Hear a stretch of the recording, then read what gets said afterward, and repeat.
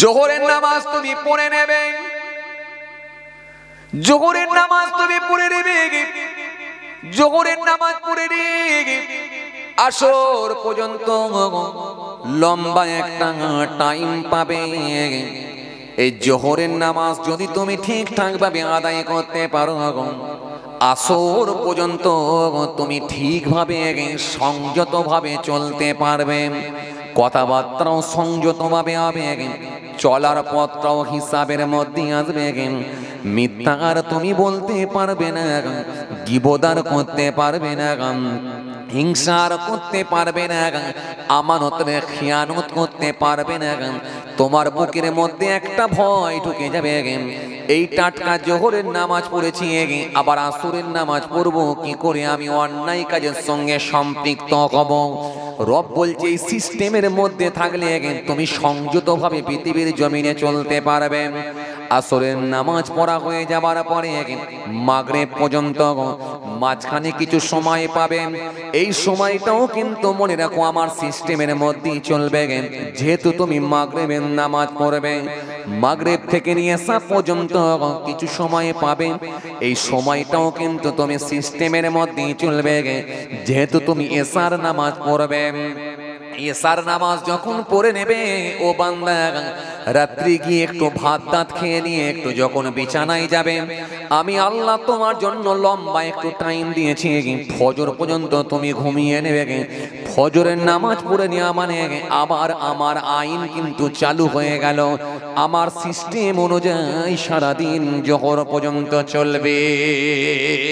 কারণ এগুলো হলো আমার হুকুম, যদি তুমি মেনে নিতে পারো তাহলে কি হবে শোনো, আমার আইনকে যদি মেনে নেওয়া হয়, আমার ডিসিপ্লিন যদি মেনে নেওয়া হয়, আমার নিয়ম যদি মেনে নেওয়া হয়, পৃথিবীর জমিনে বিশৃঙ্খলা ঘটবে না, পৃথিবীর জমিনে আর প্রতিহিংসা থাকবে না, পৃথিবীর জমিনে রিয়া থাকবে না, পৃথিবীর জমিনে গীবত থাকবে না, যাতে করে তোমরা ত্রুটি মুক্ত হতে পারো, যাতে করে তোমরা ময়লা মুক্ত হতে পারো, পাপ মুক্ত হতে পারো, গুনাহ মুক্ত হতে পারো।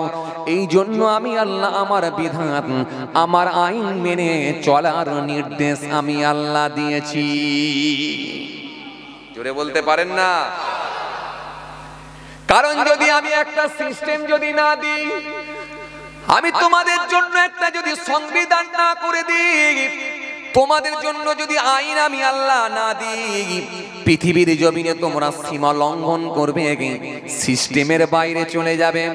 অরিজিনালি যে জমির মালিক সে ফসল পাবে না, যার ক্ষমতা আছে সে কেড়ে নিয়ে বেরিয়ে যাবে। এই জন্য আমি আল্লাহ একটা হারামের আয়াত দিয়েছি, হারামের আয়াত দিয়েছি। নবীর হাদিস থেকে হারাম সম্পর্কে নবী হাদিস দিয়েছেন, যাতে করে পৃথিবীর জমিনে হালাল হারামের জ্ঞানটা তোমাদের মধ্যে থাকে। এই জন্য আমি আল্লাহ আমার আইন, আমার সংবিধান পৃথিবীর জমিনে দিয়ে দিয়েছি, যাতে করে মানুষ অন্যায় কাজের দিকে ধাবিত না হতে পারে। কারণ তার বুকের ভিতরে ভয় থাকবে, সেটা হলো আল্লাহর ভয়। লোকের জমি আর লোকের জমি থেকে ফসল তুলে খাবে না, কারণ কোরআন স্পষ্ট ঘোষণা দিয়ে দিয়েছে, ইয়া আইয়ুহাল্লাযীনা আমানু, হে ঈমানদারগণ, লা তুহারিমু, তোমরা হারাম মনে করো না তাইয়্যিবাত, পবিত্র বস্তুগুলোকে, মা আহাল্লাহু লাকুম, যেগুলো আমি আল্লাহ তোমাদের জন্য হালাল করে দিয়েছি, ওয়ালা তা'তাদু, সীমা লঙ্ঘন করো না, ইন্নাল্লাহা লা ইউহিব্বুল মু'তাদিন, নিশ্চয় আমি আল্লাহ সীমা লঙ্ঘনকারীদেরকে পছন্দ করি না। কোরআনে আল্লাহ সুন্দর করে বলেছেন, ইন্নামা, নিশ্চয়, হারামা, হারাম করে দেয়া হয়েছে, আলাইকুম, তোমাদের জন্য, মাইতাতা, মৃত জানোয়ার, ওয়াদ্দামা, প্রবাহিত রক্ত, ওয়াল হামাল, খিনজির, শুকরের মাংস, ওয়ামা উহিল্লা বিহি লিগায়রিল্লাহ, গায়রুল্লাহর নামে জবাকৃত পশু। সুতরাং আল্লাহ বললেন এই পজিটিভ আয়াত, নেগেটিভ আয়াতও দিয়ে দিয়েছি, আমার সংবিধান পাঠিয়েছি পৃথিবীর জমিনে, যাতে করে মানুষ সুষ্ঠুভাবে জীবন যাপন করতে পারে। বুঝা গেল কথা? কি বুঝা গেল? আমি সেই থেকে আপনাদেরকে যেটা বুঝাতে চাইলাম, এটাই বুঝাতে চাইলাম যে আল্লাহ যে আইন দিয়েছে আমরা যেন মনে না করে নিই, এটা আমাদের জন্য খুব চাপের জিনিস। এটা যেন আমরা মনে না করে নিই, আমি এটাই বোঝাতে চাইলাম। কারণ আপনি দেশে বাস করলে দেশের আইন মানছেন, রাজ্যে বাস করলে রাজ্যের আইন মানছেন, গাড়ি চালাতে গেলে একটা সিস্টেম মেনটেন করে আপনি গাড়ি চালাচ্ছেন। সুতরাং পৃথিবীর জমিনে এই যে 50 বছর বেঁচে থাকবেন, 60 বছর বাঁচবেন, 80 বছর বাঁচবেন, 90 বছর বাঁচবেন, এটা আল্লাহর একটা সংবিধান আছে। এই সংবিধানকে আপনাকে মানতে হবে। যদি না মানেন এই আইন, এই ল, এই ডিসিপ্লিন যদি না মানেন, তাহলে পৃথিবীর জমিনে সংঘাত হবে, পৃথিবীর জমিনে অশান্তির জায়গা তৈরি হবে, পৃথিবীর জমিনে বিশৃঙ্খলার পরিবেশ তৈরি হবে, পৃথিবীর জমিনে আরো নোংরামু বেড়ে যাবে, মেরে নেওয়া বেড়ে যাবে, কেড়ে নেওয়া বেড়ে যাবে। এই কিছু মানুষ তারা সংবিধান মানে বলে এখনো সুষ্ঠুভাবে পৃথিবীটা চলছে। কথা বলছেন না কেন? জোরে বলতে পারেন না সুবহানাল্লাহ? আপনি নিজে দেখে নেবেন। বাবারা শুনে কে দিন বাবা, বাবারা চিনে কে দিন বাবা, যে রাজ্যে আপনি বসবাস করবেন রাজ্যের আইন আপনাকে মানতে হয়। যে দেশে আপনি বসবাস করবেন দেশের আইন আপনাকে মানতে হয়, সংবিধান আপনাকে মানতে হয়, দেশের রুলস নিয়ম আপনাকে মানতে হয়। দেশে বাস করলে আপনি দেশের আইনকে মানতে হবে, রাজ্যে বসবাস করলে রাজ্যের আইনকে মানতে হবে। এই আইনকে আপনি বুড়াগুল দেখাতে পারবেন না। যদি আইনকে আপনি অমান্য করেন, আইন বহির্ভূত যদি কোনো কথা বলেন, দেশ বিরোধী যদি কোনো কথা বলেন, তাহলে আপনাকে দেশদ্রোহী বলা হবে। আইন বিরোধী যদি কত কথা বলেন, তাহলে আপনাকে কিন্তু মনে রাখবেন, হতে পারে আপনার জন্য জেল, হতে পারে। আইন বহির্ভূত কোনো কথা আপনি বলতে পারবেন না, দেশদ্রোহী হতে, দেশ বিরোধী কোনো কথা বলতে পারবেন না, তাহলে আপনাকে দেশদ্রোহী বলা হবে, টেররিস্ট বলা হবে, আতঙ্কবাদী বলা হবে, জঙ্গি বলা হবে। যে কোনো একটা তকমা লাগিয়ে আপনাকে হতে পারে অ্যারেস্ট করাও হতে পারে। দেশে বাস করতে গেলে দেশের আইন আপনাকে মানতে হয়, রাজ্যে বাস করলে আপনাকে রাজ্যের আইন মানতে হয়। এই জন্য বাচ্চা যখন জন্মগ্রহণ করলো, প্রথম কাজ হলো আপনার জন্ম সার্টিফিকেট বানানো। কথা বলছেন না কেন? জন্ম সার্টিফিকেট আপনাকে বানাতে হয়। আমাদের বাপ, আমাদের দাদু, আমাদের পরদাদু যেই ভুলটা করেছে, এখন আমার যুবক ভাইয়েরা, ইয়াং জেনারেশন যারা এখন বিয়ে শাদী করছেন, এরা কিন্তু এই ভুলটা আর করে না। জন্ম সার্টিফিকেট মাস্ট আগে বের করছে। কেন? এরা বুঝতে পেরে গেছে আমাদের বাপ দাদু, আমাদের পরদাদু, তারা জন্ম সার্টিফিকেট হয়তো অনেকই বের করেনি, তারা এই রকম দুনিয়া নিয়ে এত তারা ভাবনা চিন্তা করেনি, এত তারা সচেতন ছিল না। কারণ দেশের আইন, নিত্য নতুন আইন, কত রকমের আইন খানি পাল্টানো হচ্ছে। সুতরাং এই দেশে বসবাস করতে গেলে দেশের আইন আপনাকে মানতে হবে, করার কিছু নাই, করার কিছু নাই। এই জন্য বাবাজি, আমার ভাইরা, আজকের দিনে যে সমস্ত সন্তান জন্মগ্রহণ করছে, মাস্ট প্রথমে আপনি জন্ম সার্টিফিকেট বানাচ্ছেন। কেন? যে ভুলটা বাপ করেছে আর নয়, যে ভুলটা দাদু করেছে আর ভুল নয়। আগে জন্ম সার্টিফিকেট বের করো। না আলী, বলো বলো বলো, এনআরসি আসছে, বলো কি বলেন আপনারা? মনে আছে না ভুলে গেছে? ভুলে গেছে? মনে আছে? ভুলার তো কথা নয়, যদি ভুলে যেয়ে থাকে তাহলে চিন্তা নাই। নেতাদের ভাষণ শুনে দেখেন, আবার এনআরসি হবে বলে আওয়াজ তুলেছে, আবার আপনাদের মনে পড়বে। এনআরসির আওয়াজ কি আপনাদের মনে আছে? কথা বলো, কথা বলো। বয়স্ক চাচাটা জুম্মার দিনে জুমার নামাজ না পড়ে হাতে করে একটা পলিথিন প্যাকেট নিয়ে যাচ্ছেন কোথায়? বিডিও অফিসে। যুবক ছেলেটা মাচায় বসে বসে বলে, চাচা যাচ্ছেন কোথায়? বলে বিডিও অফিসে। বলে আপনি বিডিও অফিসে কেন? বলে আজকে আমার নাম ডেকেছে। বলে আপনার নামও কি ভুল হলো? আপনিও কি নাম সংশোধন করতে যাচ্ছেন? বলে হ্যাঁ। বলে কি ভুল হলো?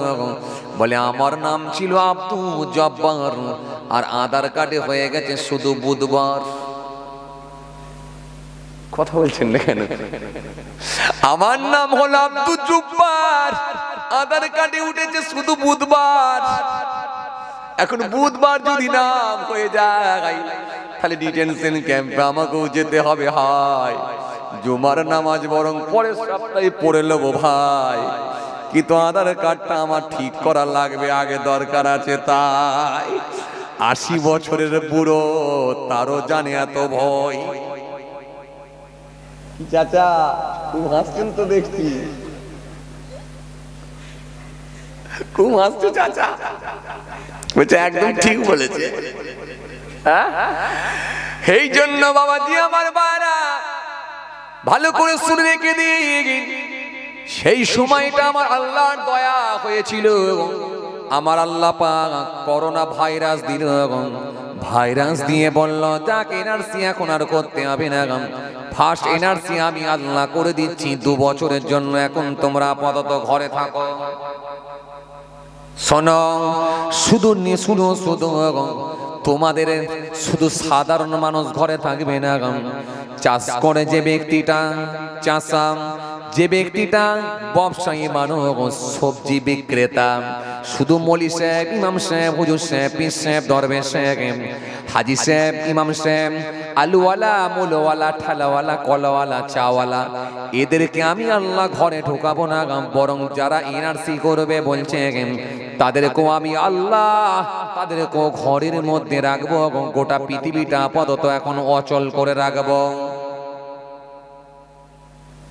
গোটা পৃথিবী অচল আল্লাহ করে দিলেন, সবকে ঘরের মধ্যে আল্লাহ ঢুকিয়ে দিলেন, পালাবার কোনো জায়গা নাই, সবকে আল্লাহ ঘরের ভিতরে ঢুকিয়ে দিয়েছিলেন।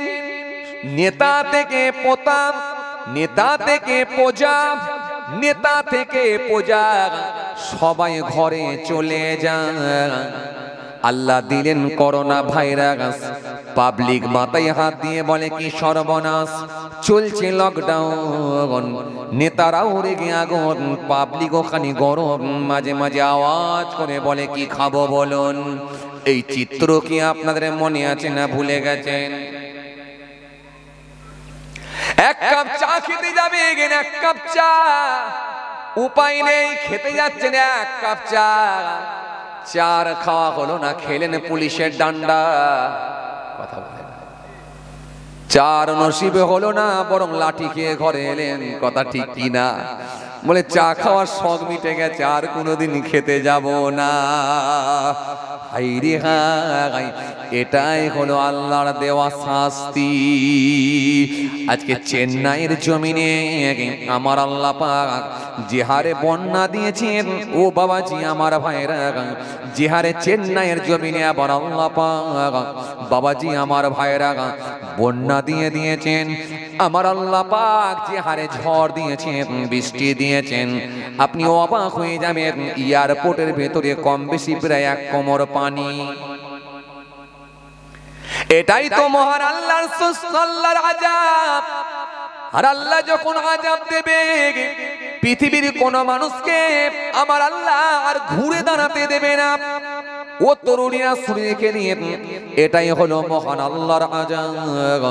যখন আমার আল্লাহ দিলেন আয়লা, পারলে তোমরা সামলাগাম। যখন আমার আল্লাহ দিলেন করোনা ভাইরাস, পাবলিক মাথায় হাত দিয়ে বলে সর্বনাশ। যখন আমার আল্লাহ দিলেন লাইলাগাম, পারলে তোরা সামলাগাম। যখন আল্লাহ দিলেন আমফান, করে দিলেন পুরো খান খান। ঝড় দেখতে পাই না, গাছ পড়েছে দেখতে পেয়েছি হ্যাঁ কিনা, চাল উড়ে গেছে দেখতে পেয়েছি হ্যাঁ কি না, কিন্তু ঝড় দেখতে আমরা পাই না। পৃথিবীর তো কোনো নেতাকে খুঁজে পাওয়া যায় না, সব বাবা ঘরের ভেতরে, কেউ নেই আর বাইরে। এটাই হলো আল্লাহর দেওয়া আযাব। এই জন্য আমার আল্লাহ বললেন বান্দারে, আমার আযাব হলো খুব কঠিন আযাব। আমি যখন আমি আল্লাহ দেব, পৃথিবীর কোনো মানুষ কিন্তু সামলাতে পারবে না। কোরআনে কারীমের মধ্যে আল্লাহ বলেছেন, ওয়ালাউ ইয়ালাল্লাযীনা যালামু ইয ইয়ারাউনাল আযাব আন্নাল কুওয়াতা লিল্লাহি জামিআ ওয়া আন্নাল্লাহা শাদীদুল আযাব। এই জন্য ধরে না ধরলে কিন্তু আল্লাহ ছাড়ে না। এই জন্য আল্লাহ বললেন আমার আইন মেনে নাও, আবার হুকুম মানো, আমার ডিসিপ্লিন তোমরা মেনে নাও। পৃথিবীর জমিনে তোমরা রাজ্যে বাস করলে রাজ্যের আইন মানতে হয়, দেশে বাস করলে দেশের আইন মানতে হয়। শুধু তাই নয়, রোডের ওপর দিয়ে একটা গাড়ি চালালে, আপনাকে রাস্তা দিয়ে গেলে আপনার রাস্তায় চলতে হলো কিছু নিয়ম আপনাকে জানতে হয়। কলকাতার ওপর দিয়ে যখন আমরা যাই, ওপর দিকে সিগন্যাল বাতি লাগানো আছে ভাই, লাল কালারের বাতি জ্বলে গেল, গাড়ি ব্রেক মেরে দাঁড়িয়ে গেল। সবুজ কালারের বাতি জ্বলে গেল, গাড়ি পিকআপ মেরে চলতে লাগলো। ইয়েলো কালারের বাতি জ্বলে গেল, ড্রাইভারকে প্রস্তুতি নিতে বলা হলো, যাবে না দাঁড়াবে, কি করবে সিদ্ধান্ত নাও বলো। কারণ এটা হলো সলদে কালারের বাতি, ইয়েলো কালারের বাতি। এটা নিভে গেলে আসবে রেড কালারের বাতি, তখন কিন্তু আযাব আর কোনো লাইন নাই। চৌরঙ্গি মোড় রেড কালারের বাতি, দাঁড়িয়ে যাও। অন্য দিক দিয়ে সবুজ কালারের বাতি, চলে যাও। দুজনে একসঙ্গে গেলে সংঘর্ষ হবে, অ্যাক্সিডেন্ট, আর যাওয়া যাবে না।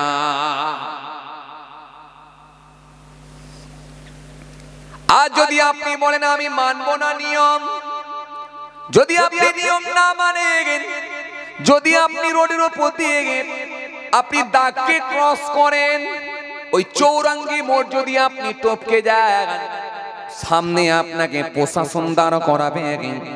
তাদের মোবাইলে অ্যাপস লোড করা আছে, শুধুমাত্র আপনার গাড়ির নাম্বার প্লেটটা একবার ক্যামেরা করবে। যখনই একবার ক্যামেরা করবে, ক্যামেরা করার সাথে সাথে পুরো ডিটেলস এসে যাবে। আপনার ইন্স্যুরেন্স আপডেট আছে নাকি ওখানে পাওয়া যাবে। আপনার গাড়ির ট্যাক্স আপডেট আছে নাকি ওখানে পাওয়া যাবে। আপনার পলিউশন আপডেট আছে নাকি ওখানে পাওয়া যাবে। গাড়িটা কার নামে আছে ওখানে পাওয়া যাবে। ডিটেলস কিন্তু তথ্য তার হাতে চলে যাবে। কেন আপনাকে আর আগের মতো কাগজ চাইবে না। এখন আপনার কি হয়ে আছে সব ইন্টারনেটের মাধ্যমে সে দেখতে পেয়ে যাবে। এই জন্য আগের মতো আর নয়, এখন সব অনলাইন, অফলাইন আর সিস্টেম নাই। এই চাচাগুলো ছিল অফলাইনের লোক, 2G। যুবকরা এখন চালাচ্ছে 4G।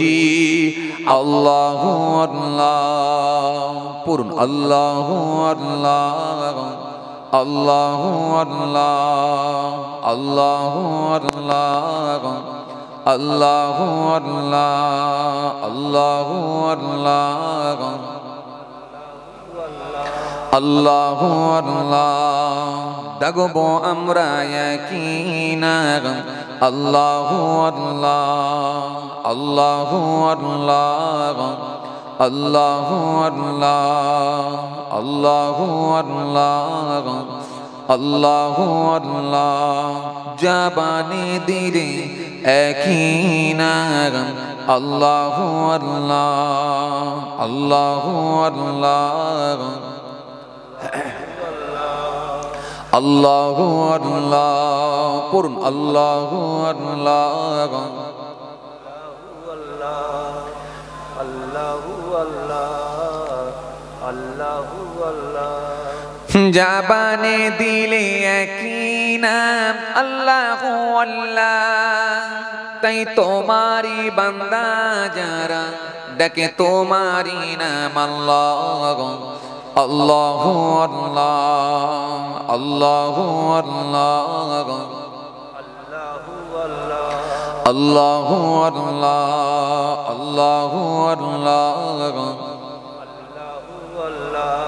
আল্লাহু আল্লাহ তুমি কাদের গফার তুমি জলিল জব্বার তুমি অনন্ত ওয়াসিম তুমি রহিম রহমান তুমি কাদের গফার তুমি জলিল জব্বার তুমি অনন্ত ওয়াসিম তুমি রহিম রহমান তাই তোমারি বান্দা যারা ডাকে তোমারি নাম আল্লাহু আল্লাহ আল্লাহু আল্লাহ আল্লাহু আল্লাহ আল্লাহু আল্লাহ আল্লাহু আল্লাহ আল্লাহু আল্লাহ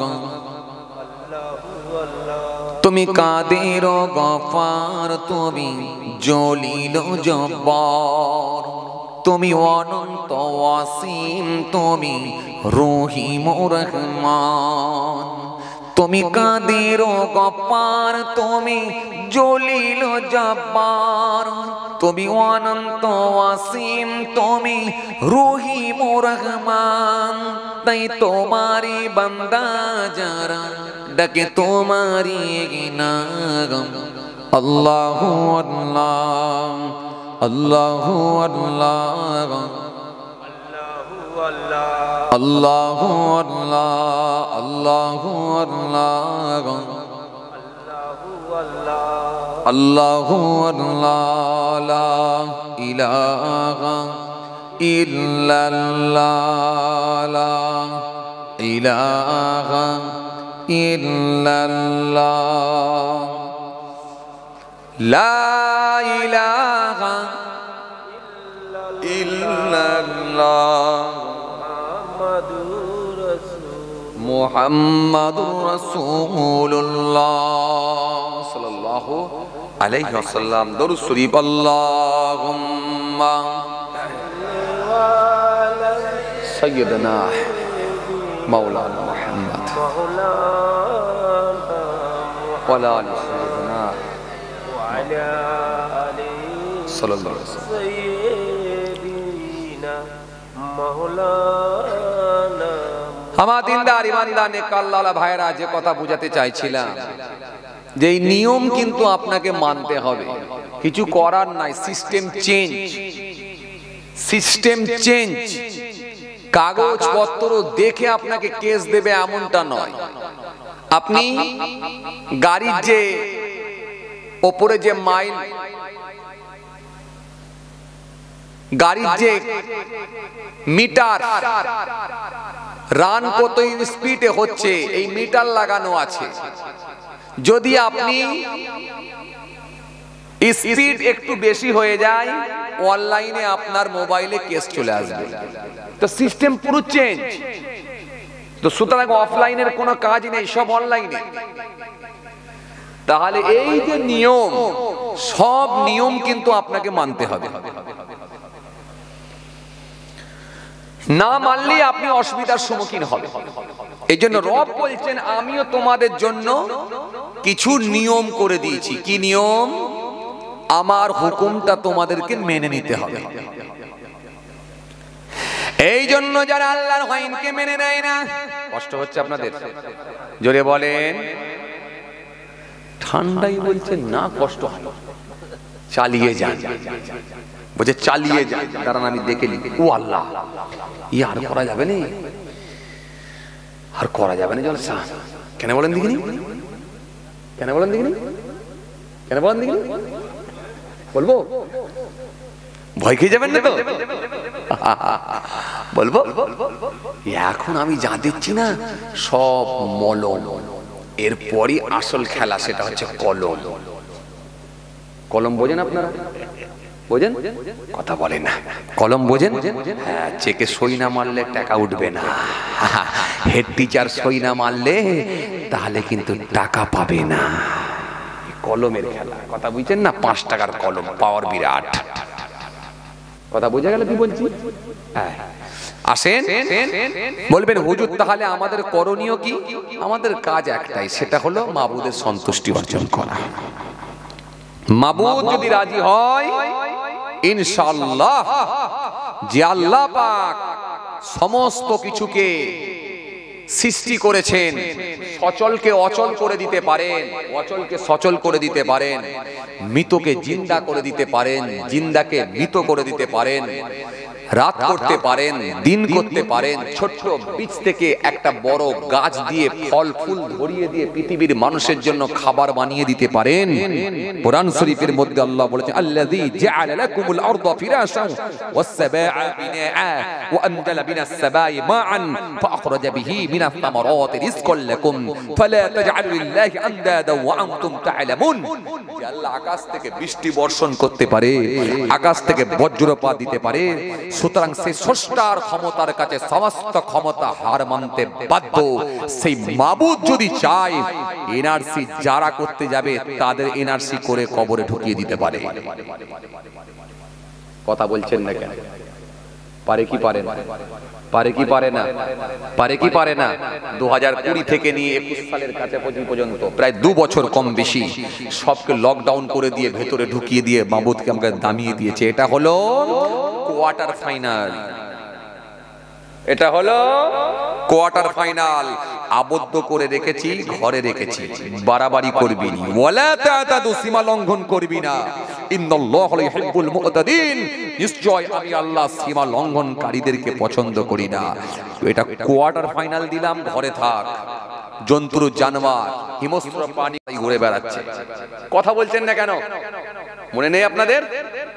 হ্যাঁ, ক্যানিং প্ল্যাটফর্মের উপরে বাঘ ঘুরে বেড়াচ্ছে। বাঘ মনে মনে ভাবছে মনে হয় কিয়ামত হয়ে গেছে।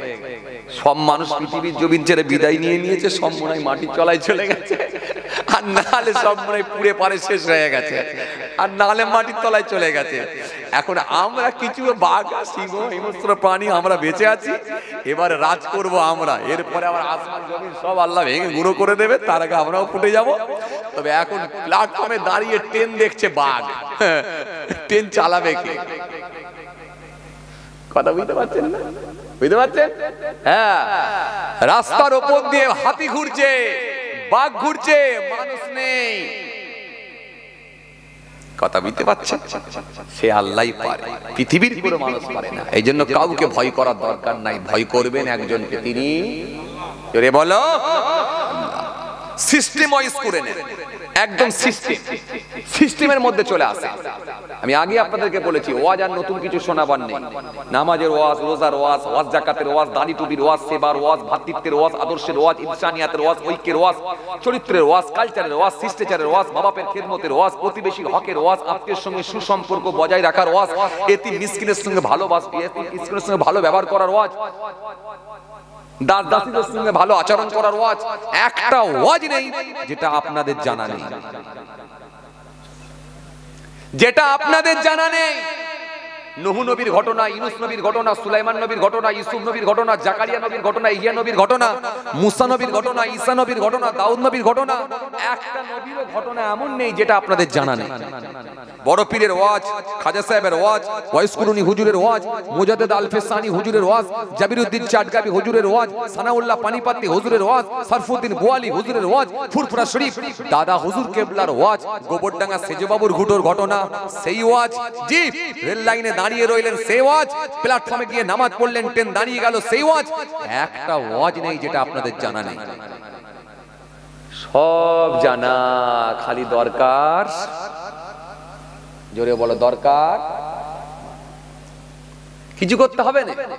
বেশি চাপ নেওয়ার দরকার নাই। আপনি চাপ বেশি নিচ্ছেন কেন? আমি আপনাকে একদম সিস্টেম ওয়াইজ বলে দিচ্ছি, শোনেন। বেশি চাপ নেবেন না, খালি 5 ওয়াক্ত নামাজটা পড়ে যান। বলবেন হুজুর তাহলে আমি যদি সময় পাই তাহাজ্জুদের নামাজ, হ্যাঁ আলহামদুলিল্লাহ পড়তে পারলে ভালো, পড়েন, আমি মানা করব না, পড়েন। ইশরাকের নামাজ, হ্যাঁ আলহামদুলিল্লাহ পড়তে পারলে ভালো, পড়েন, আমি মানা করব না। তাহাজ্জুদের নামাজ পড়েন, ইশরাকের নামাজ পড়েন, চাস্তের নামাজ পড়েন, আবাবিলের নামাজ পড়েন। নফল যদি পড়তে পারেন আলহামদুলিল্লাহ আমি বারণ করব না, পড়েন। কিন্তু 5 ওয়াক্ত ছেড়ে দিয়ে খালি শবে বরাত দেবেন, এটা কিন্তু আমি শুনবো না। কথা কয় না নেই, আরে কথাবার্তা বলছেন না কেন? কিছু ছেলে আছে না খালি শবে বরাত দেয়, আর কেউ মরে গেলে যায়, কথা বলছেন না কেন? এই মরে গেলে যাবেন কি না যাবেন সেটা আমি বুঝবো নি, শবে বরাতের রাতে কি করবেন সেটা আমি জানবো নি, কিন্তু জোহর আসর মাগরিব ইশা ফজর এটা কিন্তু ছাড়বো নি। এই 5 ওয়াক্ত নামাজটা একবারে 100% ওয়াদা করে নেন। কোন কারণবশত যদি অনিচ্ছাকৃতভাবে যদি কাজাও হয়ে যায়, কাজাটাও ঘুরিয়ে পড়ুন, পড়ে কিন্তু আপনি কন্টিনিউ নামাজটা কিন্তু ছেড়ে দেবেন না, চালিয়ে যান। বছরে একটা মাস রোজার মাসে খালি রোজাটা রাখুন, ব্যাস। এই নেগেটিভ কাজগুলো যেগুলো আপনার বিবেক বাধা দিচ্ছে, যে আমি নামাজ পড়ছি আজ 10 বছর হয়ে গেল, বাড়িতে বন্ধন নেওয়াটা মনে হয় ঠিক হচ্ছে না, যখন আপনার বিবেক যখন আপনাকে আপত্তি করছে, বাধা দিচ্ছে, যাবেন সেটাই পাপের কাজ, ছেড়ে দেন। যখন আপনি নামাজ একবারে নামাজ পাকাপোক্ত ভাবে ধরে নিয়েছেন, 5 বছর নামাজ পড়ছেন, তখন আপনার বিবেক বাধা দিচ্ছে, আর মনে হয় বিড়িটা খাওয়া ঠিক হচ্ছে না, যেহেতু আমি নামাজ পড়ছি এটা কি ঠিক হচ্ছে না, মনে হয় ঠিক হচ্ছে না, তখন বিড়িটাকে ডিলিট মেরে দেন, ছেড়ে দেন। যখন আপনি দেখবেন আমি নামাজ পড়ছি 10 বছর, যখন দেখবেন যে এখনো লটারির টিকিট কাটছি, না মনে হয় ঠিক হচ্ছে না, 10 বছর নামাজ যখন পড়ছি লটারি কাটার অভ্যাসটা মনে হয় এটা মনে অন্যায় হচ্ছে, ছেড়ে দেন। এই হারাম কাজগুলো যখন আপনি ছেড়ে দেবেন, নিষিদ্ধ কাজগুলোকে বর্জন করবেন, তখন দেখবেন আপনার ওই ছোট্ট ইবাদত যেটা আপনি নামাজ আর রোজা লাগিয়েছিলেন, যতটুকু পেরেছেন ভালো কাজ করেছেন, আল্লাহ ইচ্ছা করলে ওই ইবাদতকে কবুল করেও আল্লাহর জান্নাত দিয়ে দিতে পারেন। বলবে হুজুর ভালো লোকের সংখ্যা আজকের দিনে কম, খারাপ লোকের সংখ্যা বেশি। আপনারা বলবেন মসজিদে এখনো পর্যন্ত 3 কাতার করে মুসল্লি হচ্ছে, সন্ধ্যার সময় মাগরিবের সময়। আপনারা বলবেন জোহরের নামাজে 2 কাতার করে মুসল্লি হচ্ছে, দুপুর বেলা জোহরের সময়। কি করে আপনি বললেন ভালো লোকের সংখ্যা কম? হ্যাঁ, এটা আপনার দৃষ্টিতে মনে মনে ভাবছেন যে ভালো লোক, কিন্তু আমি হিসাব করে অ্যানালাইসিস করে দেখেছি আসলে খারাপ লোকের সংখ্যাই বেশি, ভালো লোকের সংখ্যাই কম। জানলেন কি করে? বুঝবেন না এবারে আপনাদেরকে আমি একটা মিসাল দিলে আপনারা বুঝবেন। এই অনলাইনের ভাইরা ভালো জানেন, অনলাইন আগে আপনাদের বলছিলাম 2G চালাচ্ছেন আপনারা, 4G, এরপরে আসছে 5G। চাচাগুলো হলো 2G অফলাইনের লোক, এরপরে আসছে অনলাইন। বাবাজি অনলাইনের লোক হোয়াটসঅ্যাপ ব্যবহার করেন, ফেসবুক ব্যবহার করেন, ইউটিউব ব্যবহার করেন, অনলাইনের লোক। ও বাবাজি ভালো করে শুনে রেখে দিন, জেনে রেখে দিন। আমি আপনাদেরকে বলি খারাপ লোকের সংখ্যা কেমন করে বাড়ছে একবার দেখেন। আপনাদেরকে আমি একটুখানি বুঝিয়ে দেবো, একবার বোঝার চেষ্টা করেন। এই যে দেখেন ছোট্ট একটা মোবাইল ফোন, ছোট্ট একটা যন্ত্র মোবাইল ফোন। আপনার ইচ্ছা ছিল এই মোবাইল ফোনেতে আমি একটু ওয়াজ শুনবো, জলসা শুনবো। আপনি যখন রোজার মাসে, রমজান মাসে আপনার কারখানাতে মনে মনে ভাবলেন গান আমি শুনবো না, কারখানাতে অন্তত আমি ওয়াজ শুনবো, যেহেতু রমজান মাস, রোজার মাস, রোজার মাসে আপনি ওয়াজ শুনবেন বলেন। আপনি সোশ্যাল মিডিয়ায় গিয়ে আপনার মোবাইলটা খুলে ইউটিউবটা সার্চ করলেন, সার্চ করে ব্লুটুথটা কানেকশন করলেন, করে দিয়ে দুটো ছোট ছোট বক্স স্পিকার লাগিয়ে দিলেন, ব্লুটুথ কানেকশন করলেন। ব্লুটুথ কানেকশন করে দিয়ে আপনি কোনো একটা হুজুরের পছন্দের হুজুরের ওয়াজ চালিয়ে দিলেন। আপনার মোবাইলে ওয়াজ হতে হতে হতে 10 মিনিট পরই দেখা যায় একটা অ্যাড এসে গেল। আপনার ইচ্ছা ছিল না অ্যাডটা শোনার বা দেখার, কিন্তু অটোমেটিকলি অ্যাড এসে গেল। যে কারখানায় আপনি গান শুনবেন না বলেছিলেন, সেই কারখানায় কিন্তু গান শুনতে আপনি বাধ্য হয়ে গেলেন। ছুটে গিয়ে আপনি ইউটিউব বন্ধ করে দিলেন, কিন্তু তার আগে তো আপনি গান 2-4 বার হয়ে গেল কারখানায়। তার মানে পাপ করবনি, কিন্তু পাপ আপনাকে ছাড়বেনি। তৎকালীন সময়ের মানুষেরা সাদা সিধে মানুষ ছিল। হোয়াটসঅ্যাপ বোঝে না, ইউটিউব বোঝে না, ফেসবুক বোঝে না। আজও অনেক বয়স্ক লোক আছে হোয়াটসঅ্যাপ বোঝে না, ইউটিউব বোঝে না, ফেসবুক বোঝে না, সোশ্যাল মিডিয়া বোঝে না। এই মানুষগুলোকে বলা হয় বোকা লোক, এরা হচ্ছে অফলাইনের লোক। এই মানুষগুলোকে বলা হয় 2G লোক, এরা হলো 2G, লেটে চলে, বোঝে না। আসলে কিন্তু ওরা আল্লাহর আইনে যদি দেখা যায় ওরাই হচ্ছে ভালো মানুষ। ওরা এগুলো বোঝে না, এই পাপগুলো থেকে বেঁচে গেছে, করেও না। কিন্তু তুমি আমি বুঝি, তুমি আমি কিন্তু এই পাপের সঙ্গে যুক্ত হচ্ছি, তুমি আমি বুঝি না। এই জন্য এরা দেখবেন মোবাইলও চালায় না, অ্যাডও এদের সামনে আসে না। তৎকালীন সময়ের মানুষেরা বড় মোবাইল ব্যবহার করতো না, কিন্তু তাদের সামনে অ্যাড এসে পৌঁছাতো না, তাদের সামনে কিন্তু গান তাদেরকে শুনতে হতো না। তার মানে এই পাপ থেকে তারা মুক্ত, বেঁচে গেছে। আজকের দিনে আপনি যদি বেড়া চাপা মরে যান, ও বাবাজি আমার ভাইরা, 50 ফুট ছাড়া ছাড়া দেখবেন লটারির দোকান হয়ে গেছে। 50 ফুট ছাড়া ছাড়া দেখবেন লটারির দোকানদার লটারির দোকান করে বসে আছে। ও বাবাজি আমার ভাইরা, এই লটারির দোকানদার যখন লটারি করে বসে আছে, আপনি যদি নাও কাটেন, কিন্তু আর 5টা লোক দেখবেন কাটছে, তা দেখে দেখে আপনি বুঝতে পারবেন যে লটারি কাটার লোকও বাড়ছে। গ্রামে যদি একটা লোক যদি 5 লাখ টাকা পেয়ে যায়, তখন আপনার মনটাও চাইছে ও তো বেচারা 5 লাখ টাকা পেয়ে অনেক কিছু করলো, এই মৌলী সাহেবদের কথা রেখে দাও। তখন আপনি নিজেও একটা লটারি কেটে দিয়ে গেলেন, আপনিও কিন্তু ওই লাইনে চলে গেলেন, বরবাদ হয়ে গেলেন। তার মানে আপনার ইচ্ছা এক সময় ছিল নিয়ে, কিন্তু পাপ আপনাকে ছাড়লো নি, আপনাকে জড়িয়ে দিল। ও বাবাজি শুনে রেখে দিন, 1.5 কিলোমিটার ছাড়া ছাড়া লাইসেন্স করে মদ বিক্রি হচ্ছে। তৎকালীন সময়ে কিন্তু এই মদের শোরুম ছিল না, 1.5 কিলোমিটার ছাড়া ছাড়া। আজকের দিনে সেটা হয়ে গেছে।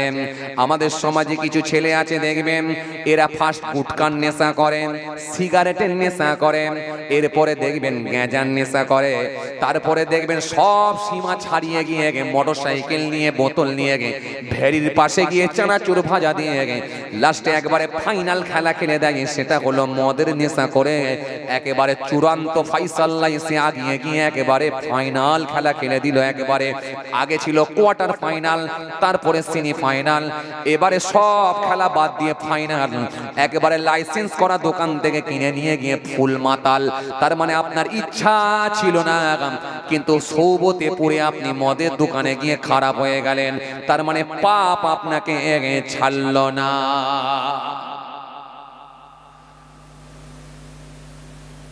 কথা কিছু বুঝে যাচ্ছে? হ্যাঁ, তৎকালীন সময়ের মানুষগুলো এই 50 ফুট ছাড়া ছাড়া লটারির দোকান ছিল না, মদের দোকান ছিল না। তার মানে এই গোনাগুলো থেকে তারা মুক্ত ছিল। আজকের দিনে কোন একটা বয়স্ক সাহেব মেয়ের বাড়ি যাবে, বেড়া চাপায় গিয়ে দাঁড়িয়ে আছে, বড় সুন্দর একটা বাসেতে চাপবে, বাসে একটা চেপেছে, সুন্দর একটা বাস এসে পৌঁছে গেল। ওই বাসটাতে গিয়ে আপনি চেপে পড়লেন। বাসটাতে গিয়ে চেপে পড়ার পরে আপনি বাসটাতে সিটেতে গিয়ে বসেছেন। যখন একবার খালি তাকিয়ে দেখলেন, তাকিয়ে দেখার সাথে সাথে দেখা যায় সামনের দিকে কাঁচের ভেতরে বড় একটা টিভি লাগানো আছে।